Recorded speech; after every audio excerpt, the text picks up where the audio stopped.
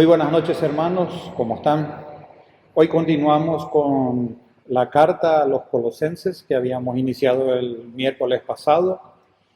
Habíamos visto el contexto de Colosas, su gentío, la ocupación de las personas de ahí, qué tipo de personas eran. Hoy vamos a continuar y para eso pido que abran su Biblia en Colosenses capítulo 1.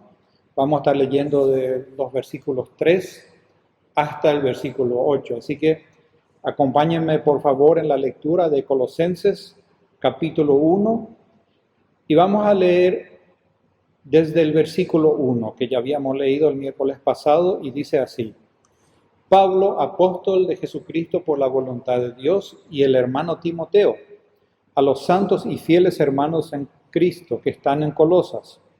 Gracia y paz sean a vosotros, de Dios vuestro Padre y del Señor Jesucristo.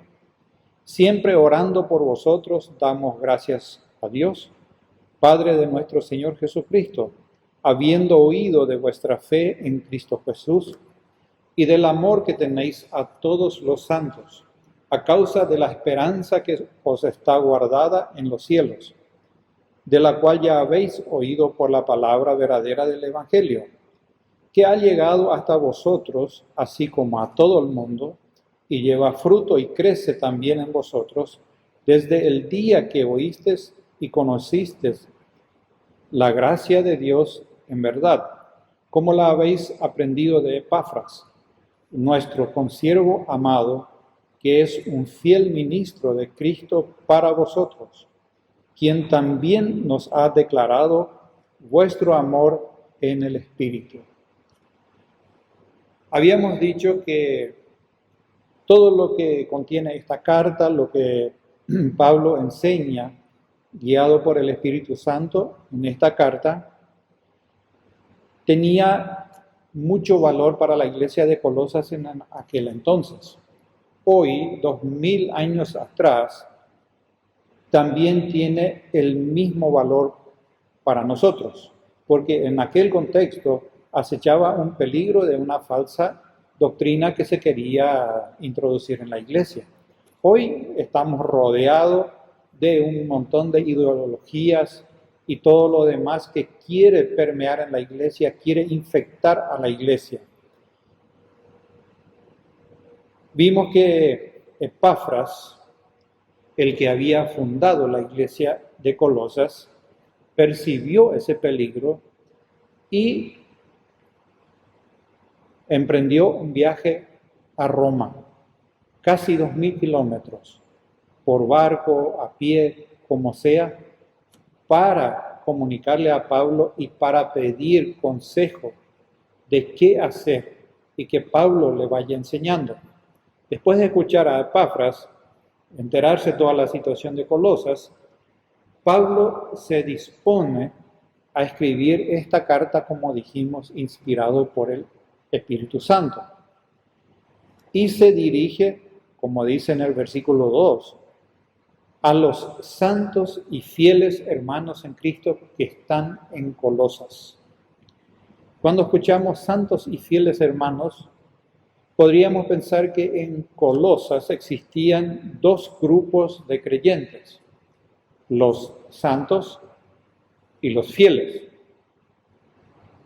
Pero no se trata de eso, no son dos grupos diferentes. Las dos palabras significan lo mismo, aunque en el original también son dos palabras diferentes. Y quiero entrar un poquitito para explicar. La primera palabra, que se traduce como santos, alude a una separación, ser separado de algo.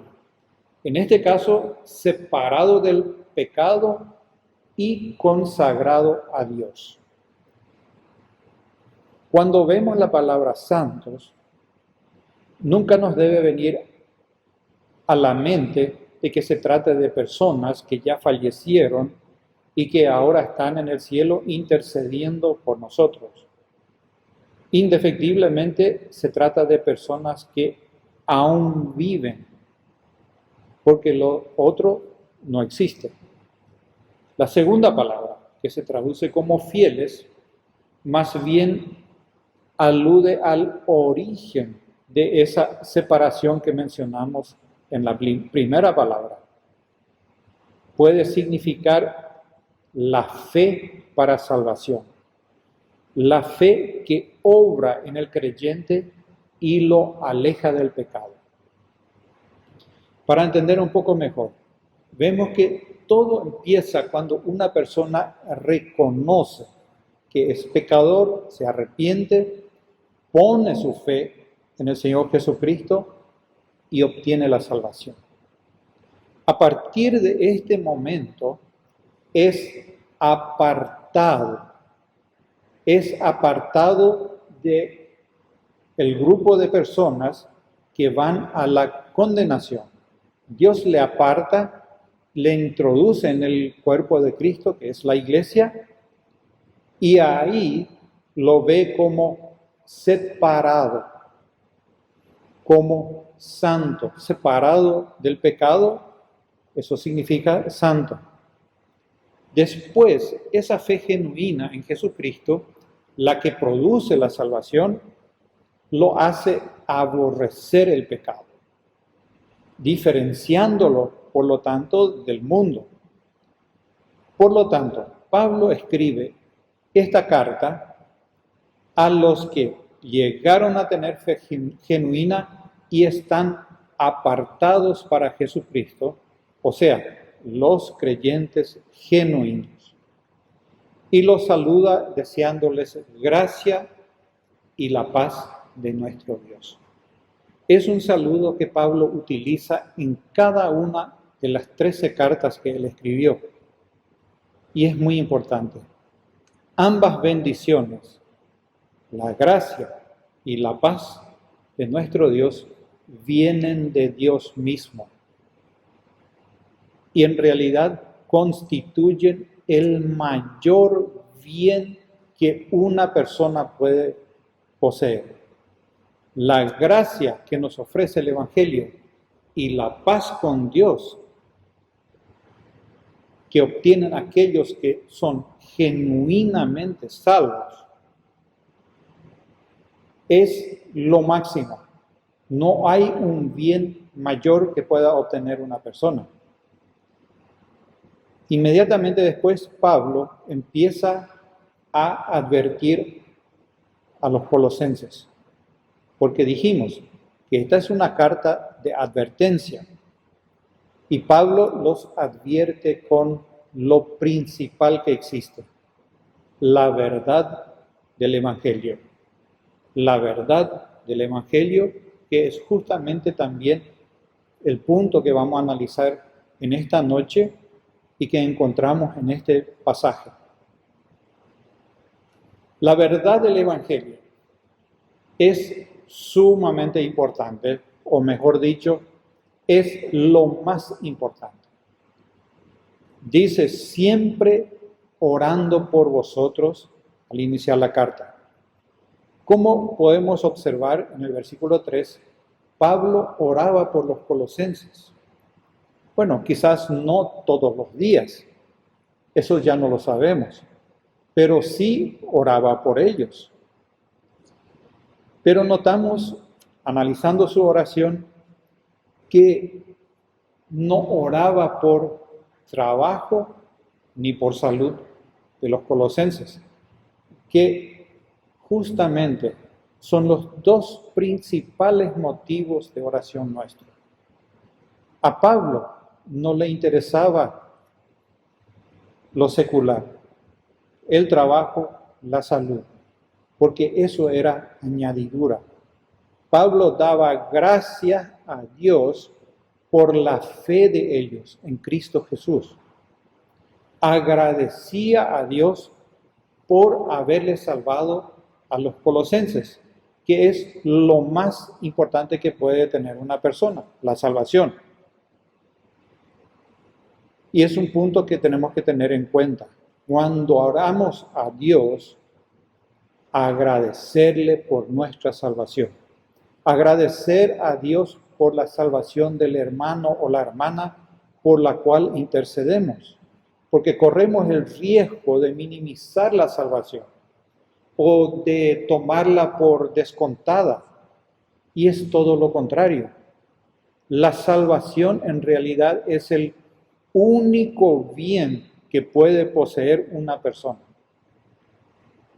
Todo lo demás es añadidura, sea una casa, sea un auto, sea la familia, sea la salud, sea lo que fuese, es añadidura. El bien verdadero, el bien más preciado que puede poseer una persona es la salvación. Y Pablo se enfoca y aclara diferentes puntos acerca de la verdad del Evangelio. Vamos a analizar y estudiar esta noche en total 7 puntos, 7 verdades que yo encontré en este pasaje, y son los siguientes. Primero, la primera verdad: el Evangelio se recibe por la fe. El Evangelio produce amor. El Evangelio provee esperanza. El Evangelio es para el mundo entero. El Evangelio produce frutos. El Evangelio se sustenta en la gracia. Y por último, el Evangelio es anunciado por personas. Yendo al primer punto, que dice que el Evangelio se recibe por fe, notamos que dice en el versículo 4, ¿cuánto sigue?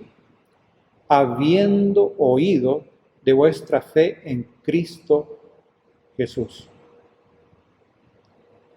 ¿Pero qué es fe? ¿Qué es la fe? Permanentemente escuchamos, cantamos de la fe, pero probablemente no tenemos la idea correcta de lo que verdaderamente significa tener una fe bíblica. La verdadera fe significa estar completamente persuadido de algo y creerlo 100%. Eso, por supuesto, implica mucho más que simplemente aceptar algo de manera intelectual, porque nos parece razonable y lo aceptamos. Como por ejemplo, no sé, cuando damos crédito a algo, un partido de fútbol, y decimos, sí, yo tengo fe en tal jugador que va a jugar bien esta noche. No, la verdadera fe, esa fe que salva, implica no solamente estar 100% persuadido y creer al 100% también, sino implica obedecer aquello que creemos. Tenemos un gran número de pasajes que indican eso de una manera muy clara. Y aquí viene la parte interesante que confunde a los incrédulos. Ellos dicen, igual que Tomás, en aquel entonces el discípulo de Jesucristo, dicen y piensan los inconversos, ¿cómo alguien puede creer algo que nunca vio ni tocó? Pues eso de que nunca se vio, nunca se tocó, no es del todo así.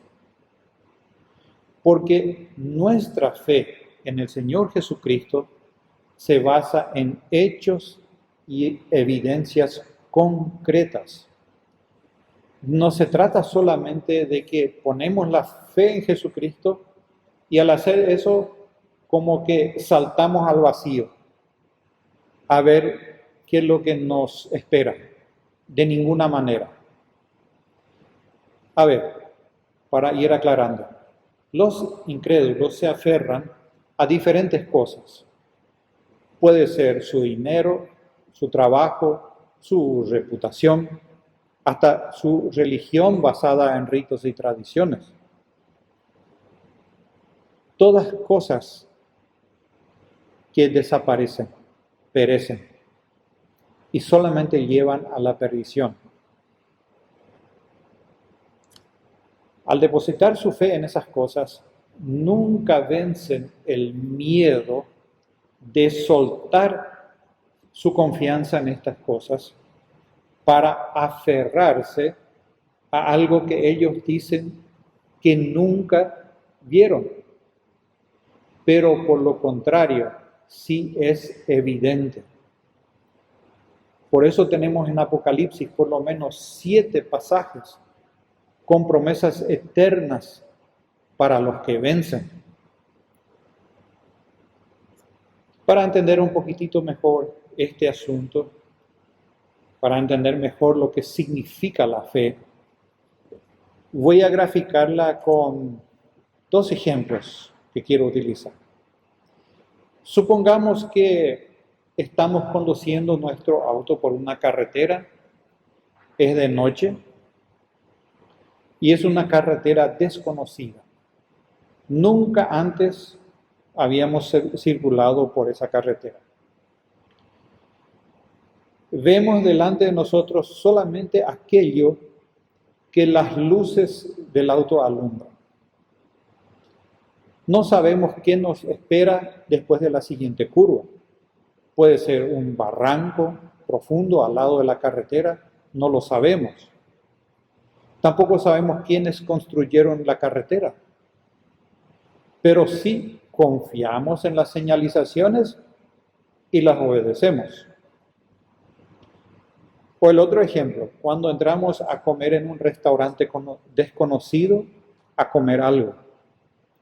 Confiadamente pedimos un plato, se nos sirve y comemos sin ningún problema. Cuando no sabemos quién preparó el plato, no sabemos cómo lo preparó, no sabemos qué ingrediente utilizó. En resumen, confiamos que las carreteras son seguras y confiamos que los restaurantes preparan comidas saludables, basándonos en evidencias. ¿Cuáles son las evidencias? Por ejemplo, otros autos pasaron por la misma carretera y no se accidentaron. Lo hicieron de manera segura. Otras personas comieron en el restaurante y no se enfermaron. Pues ocurre lo mismo con la fe en Dios. Tenemos una nube de testigos, como nos dice la palabra.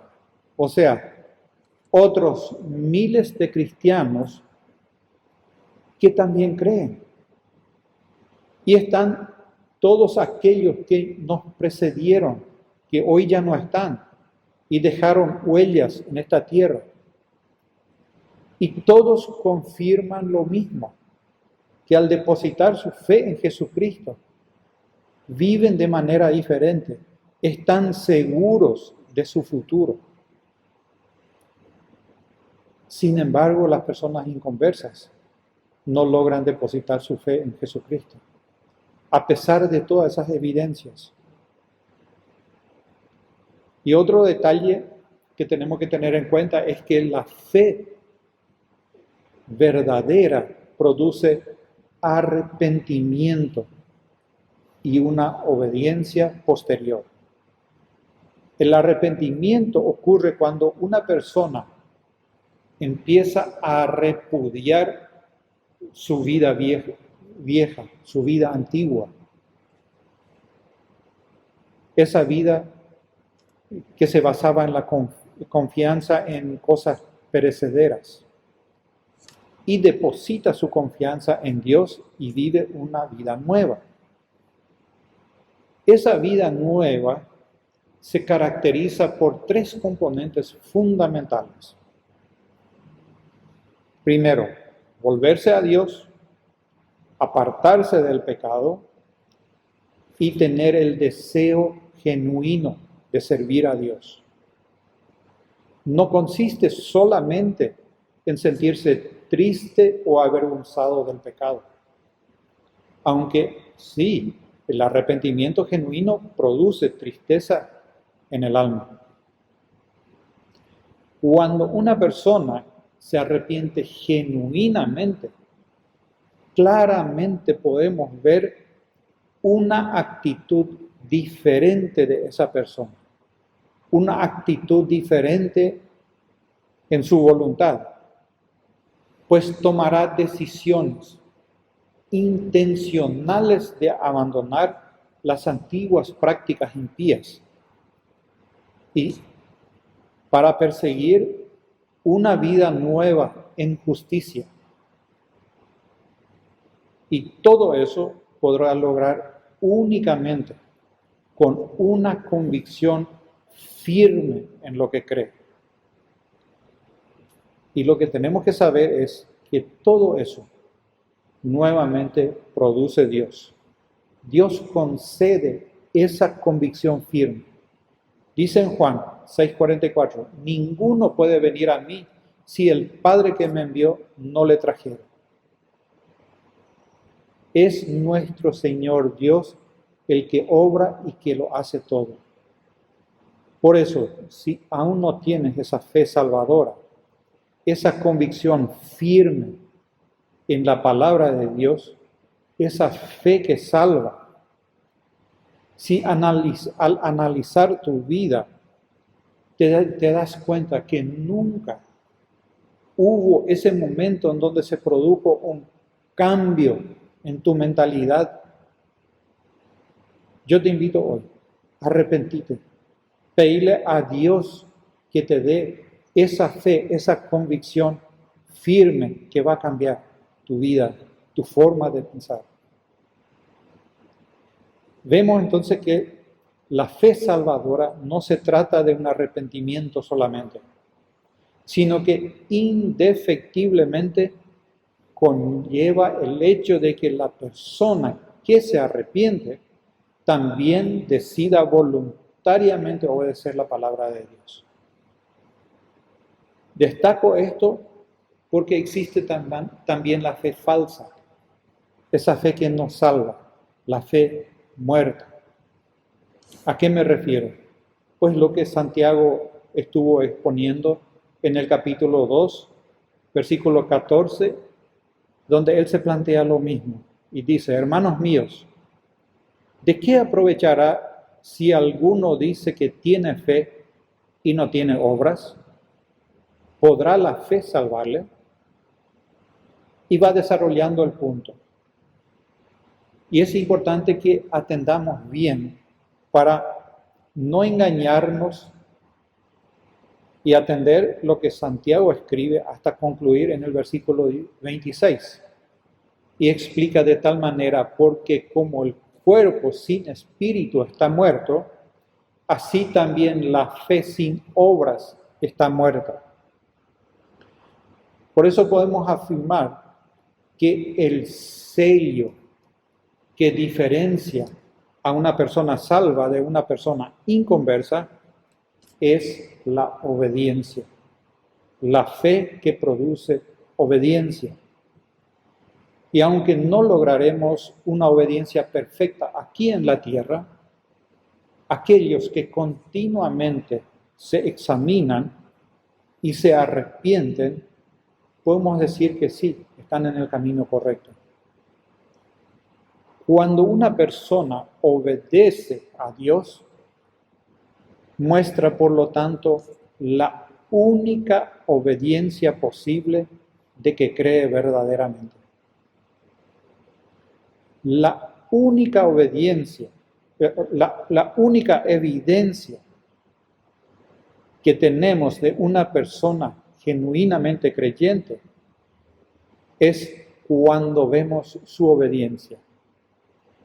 Dijo Martín Lutero acertadamente, las buenas obras no hacen bueno a un hombre, pero un hombre bueno hace buenas obras.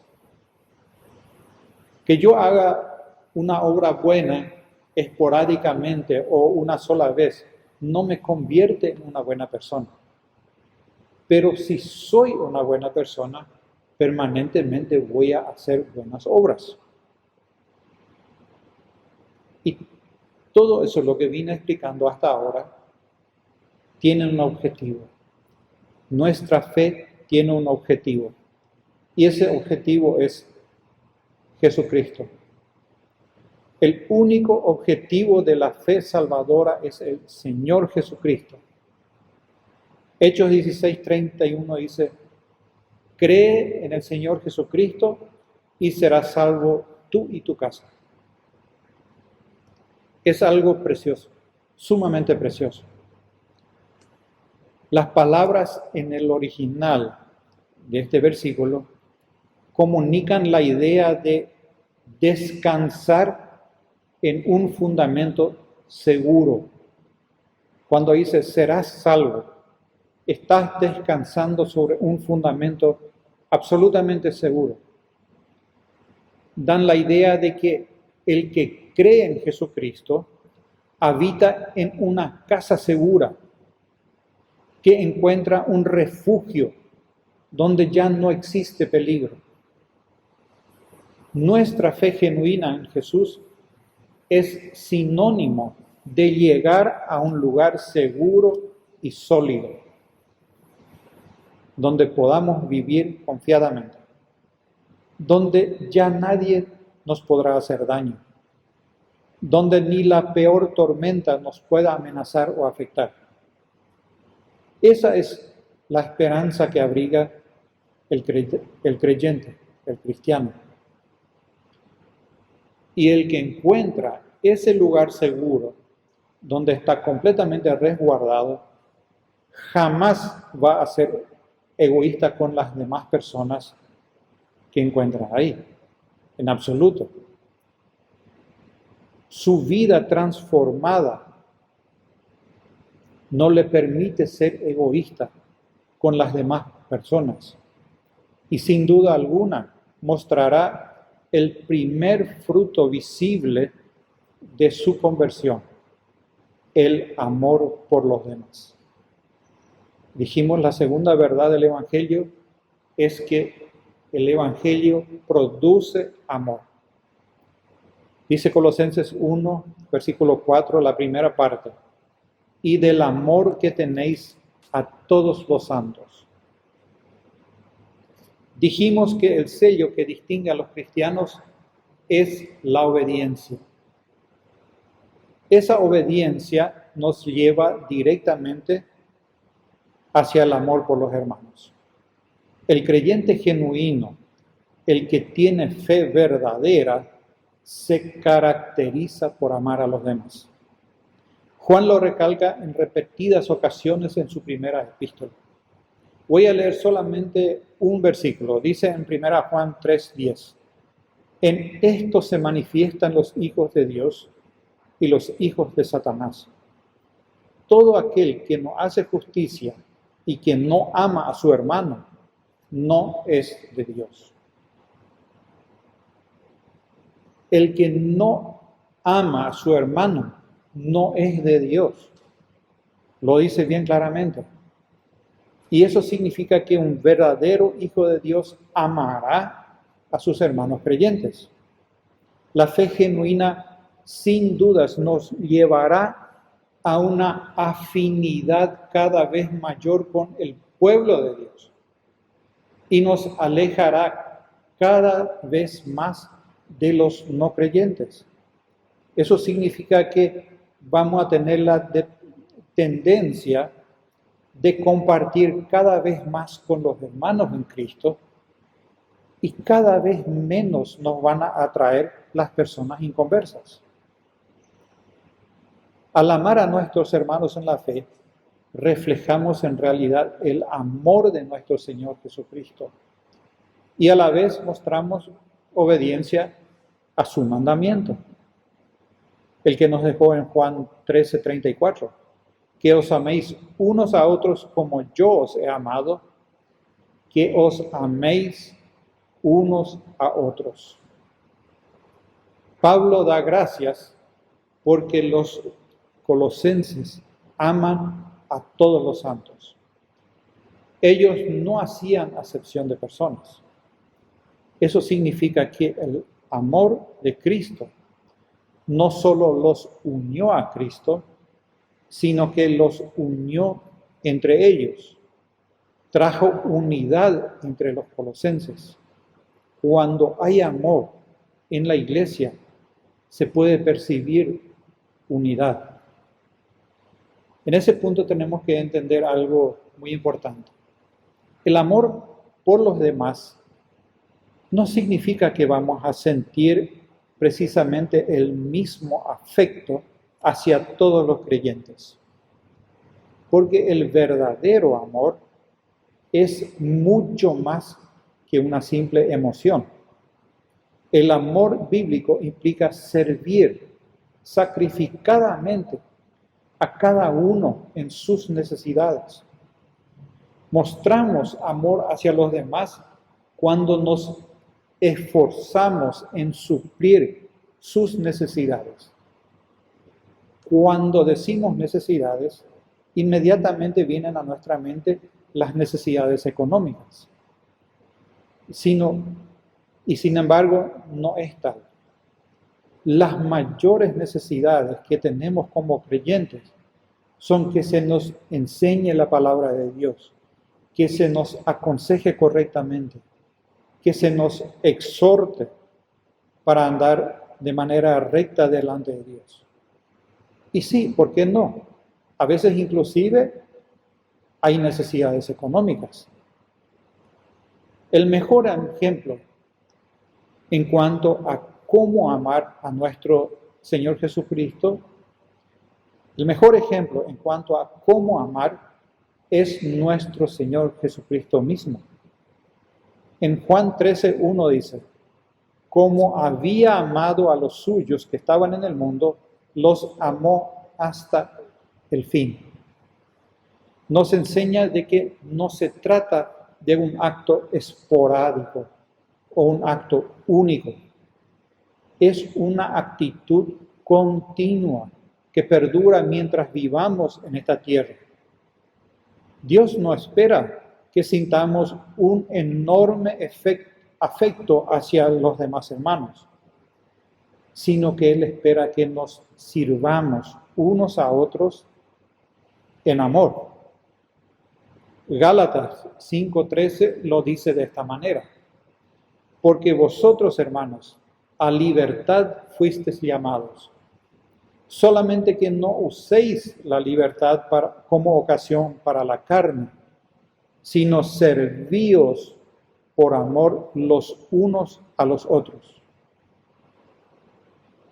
Hermanos, la vida cristiana consiste en la fe genuina y en el amor.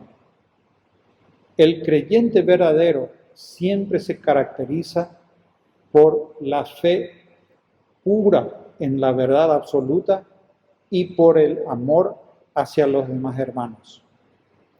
Somos salvos por la fe, somos salvos para amar. Y esa fe que produce amor, por supuesto, provee esperanza. El Evangelio provee esperanza. Dice Colosenses 1, versículo 5, a causa de la esperanza que os está guardada en los cielos, de la cual ya habéis oído por la palabra verdadera del Evangelio. La esperanza es, con la fe y el amor, uno de los componentes de las grandes virtudes cristianas. Dice 1 Corintios 13:13, y ahora permanecen la fe, la esperanza y el amor. Estos tres, pero el mayor de ellos es el amor. Pablo sigue agradecido no solamente por la fe de los colosenses, sino que está también agradecido por la esperanza que ellos tienen, porque la fe y la esperanza están unidos, son inseparables. Cuando creemos, cuando tenemos fe, cuando estamos 100% persuadidos, esperamos, por supuesto, que aquello que creemos también sucederá. Por eso es que sin esperanza no existe fe. Y sin fe no puede haber esperanza. La esperanza, por lo tanto, es el ancla del cristiano. Es aquello que nos une de manera inseparable de nuestro Dios.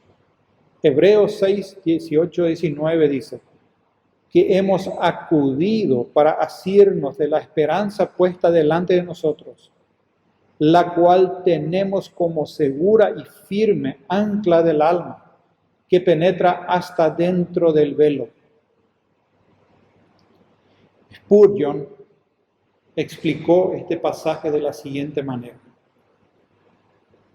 Imaginémonos dos personas flotando a la deriva en un río, que después termina en unas cataratas, donde estas personas van simplemente flotando a la deriva, yendo a la muerte segura. Unos amigos que están en la orilla atan una viola por un árbol y se la tiran a los dos que están flotando ahí.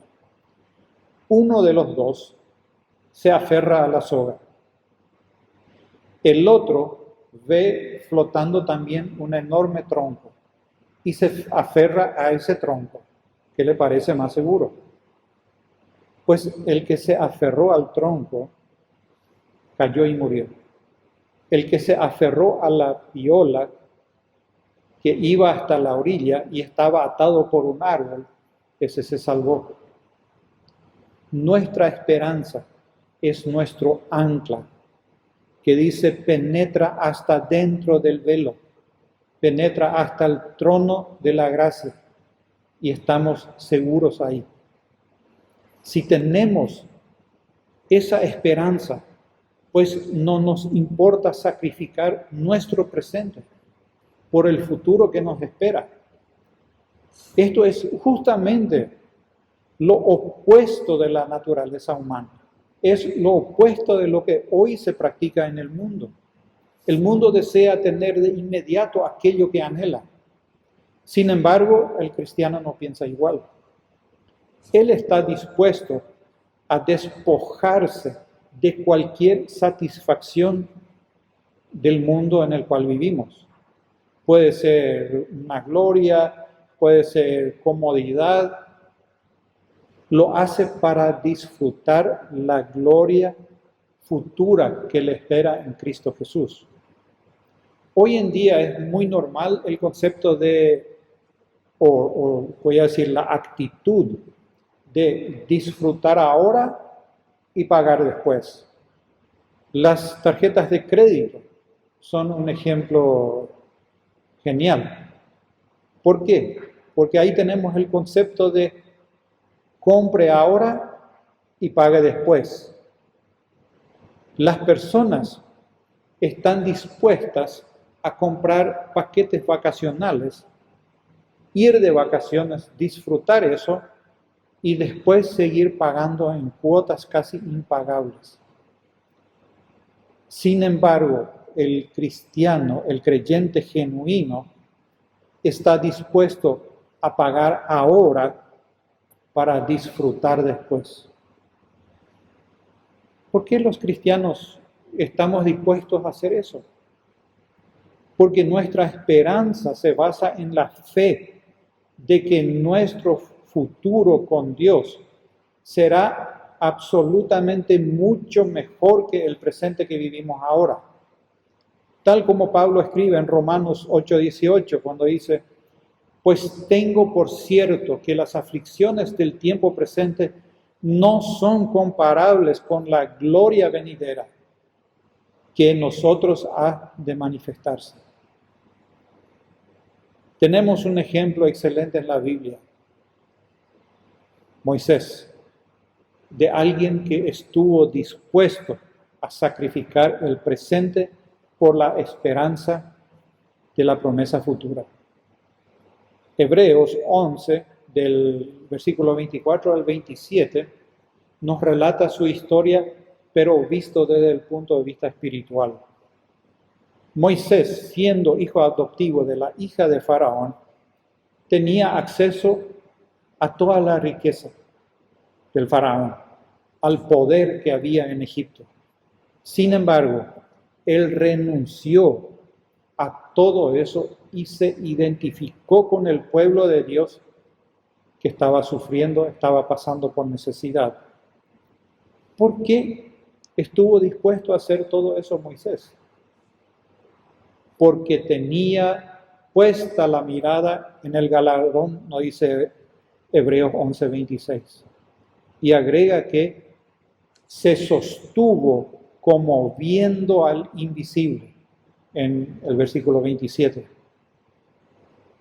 Sabía que las riquezas que le estaban guardadas eran, pero absolutamente incomparables con aquellas riquezas a las cuales renunciaba. Nosotros, al igual que Moisés, tenemos guardada una esperanza en los cielos. Vivamos, pues, con los ojos puestos en el galardón. Sirvamos a nuestro Señor y Salvador, dejando de lado nuestros privilegios para ganar la corona incorruptible.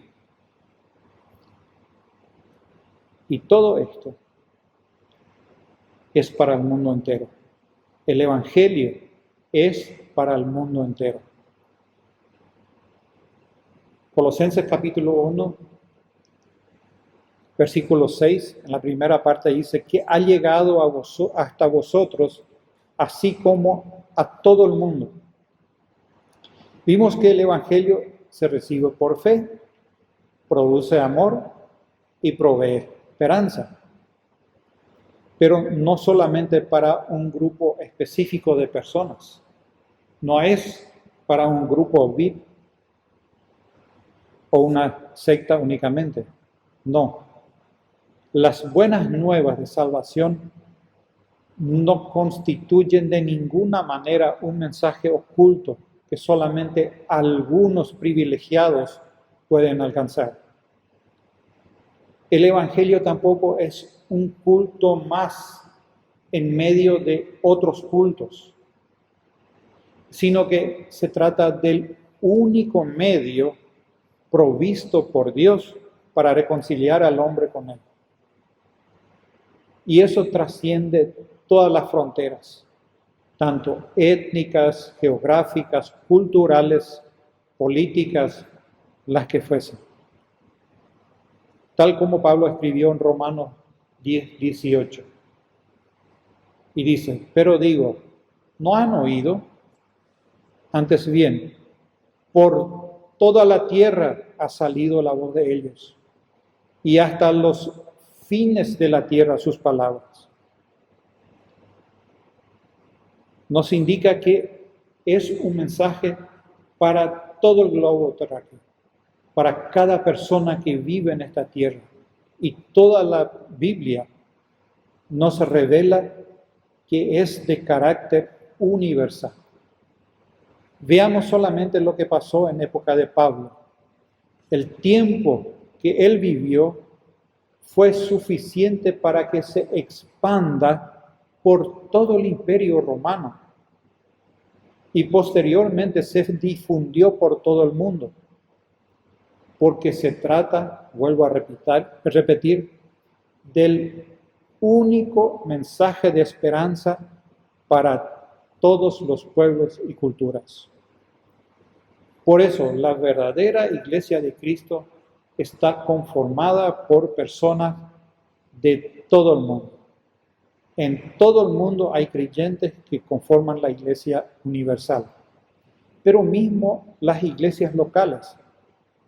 Siempre vamos a encontrar que en una iglesia hay personas de diferentes estratos sociales, de repente diferentes culturas, diferentes situaciones económicas, diferentes culturas. Y todo eso produce frutos. El Evangelio produce frutos. Dice en el versículo 6, la segunda parte, y lleva fruto y crece también en vosotros, desde el día que oíste. Otra verdad del Evangelio es que nunca se detiene, no es estático. Como dice Hebreos 4:12, que la palabra de Dios es viva y eficaz.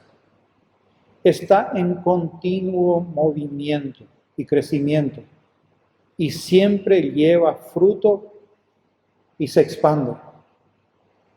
Podemos acordarnos de la parábola del sembrador. Cuando el Evangelio entra en un corazón fértil, un corazón que fue preparado por Dios, sin lugar a dudas llevará fruto, porque tiene ese poder divino que no se puede atajar. Impulsa a la persona a crecer en la verdad y a dar cada vez más frutos. Y lo maravilloso de todo eso es que esto ocurre tanto a nivel personal del individuo como a nivel general. A medida que la persona se va transformando, a medida que va creciendo el nuevo creyente en la fe, internamente desde el día en que oyó, como dice Pablo, también crece la iglesia. Porque esa transformación interna de los individuos trae a otros a la conversión a Cristo. De modo que crece espiritualmente la persona misma y crece la iglesia. Son realidades que interactúan. Esto ha sido así desde la época de los apóstoles y hasta hoy día sigue siendo así. Y todo esto se sustenta en la gracia. El Evangelio se sustenta en la gracia. Dice el versículo 6, la última parte, y conocisteis la gracia de Dios en verdad. El corazón mismo del Evangelio es la gracia. Es el regalo gratuito de Dios, que consiste en el hecho de que Él nos perdona nuestros pecados y nos regala la vida eterna. Esto es algo que no merecemos y tampoco podemos obtener de ninguna otra manera. Todo esto hace que el cristianismo contraste radicalmente de otras religiones. Otras religiones prometen salvación o limpieza de sus pecados haciendo alguna obra, desde peregrinaciones hasta sumergirse en ríos mugrientos. Pero en todas las escrituras no hay nada que se enseñe de manera más clara que la gratuidad del perdón de los pecados. Justo el versículo lema de nuestra iglesia lo dice, Efesios 2, 8 y 9. Por gracia sois salvos por medio de la fe, y esto no de vosotros, pues es don de Dios, no por obras para que nadie se gloríe. La salvación es un acto de gracia de parte de Dios para todos aquellos que se arrepienten de sus pecados. Aquí Pablo describe como la gracia de Dios en verdad. Es la auténtica gracia, el verdadero regalo divino. Dios concede gratuitamente su gracia de manera soberana. No podemos hacer absolutamente nada por nuestras propias fuerzas para alcanzarla, de ninguna manera. Dios lo hace todo. Y esta buena noticia se transmite de persona en persona. En el último punto vimos que el Evangelio es anunciado por personas.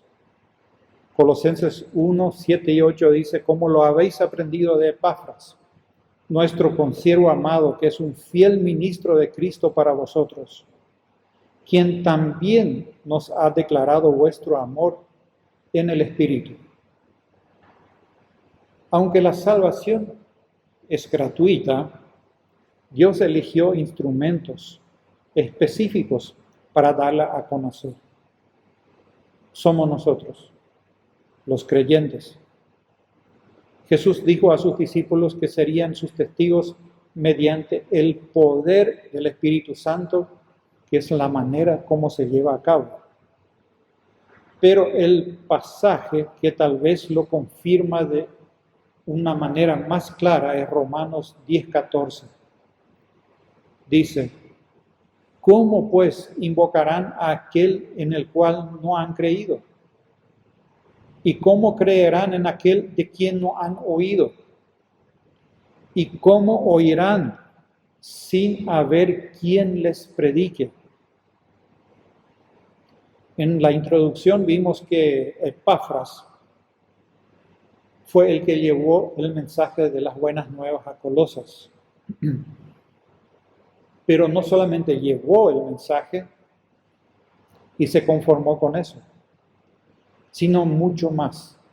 Él se preocupó por los colosenses, enseñando y velando por ellos.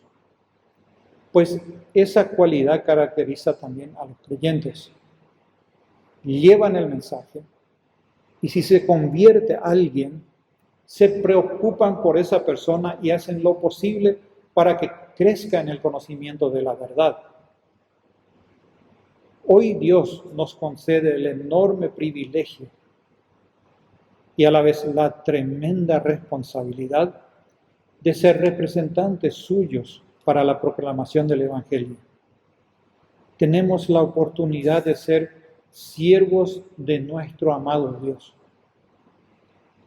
Si somos salvos, si hemos alcanzado la gracia inmerecida de Dios, el amor por las almas nos debe empujar a proclamar la gracia de Dios, a llevar esperanza a aquellos que están perdidos. ¿Para qué? Para que depositen también su fe en el Señor Jesucristo. Solo así tendrán chances de alcanzar ese refugio seguro del cual estaba hablando, esa roca firme donde no hay temor ni angustia, donde ya no habrá llanto ni tristeza, donde eternamente habitarán bajo el abrigo del Altísimo. Vamos a orar. Padre, gracias te damos en esta noche. Padre, gracias te damos por tu palabra, pero sobre todo, Padre, te damos gracias por la salvación que tú nos diste, inmerecidamente, Padre. Gracias porque tú nos llevaste a un lugar seguro, donde ya no tenemos nada que temer. Pueden destruir nuestro cuerpo aquí en la tierra, pero nuestra alma está anclada a ti. Padre, te agradecemos eso y pedimos que tú nos ayudes a llevar ese mensaje de salvación a muchas personas aún que no te conocen. Dejo en tus manos todo esto, en nombre de Cristo Jesús. Amén.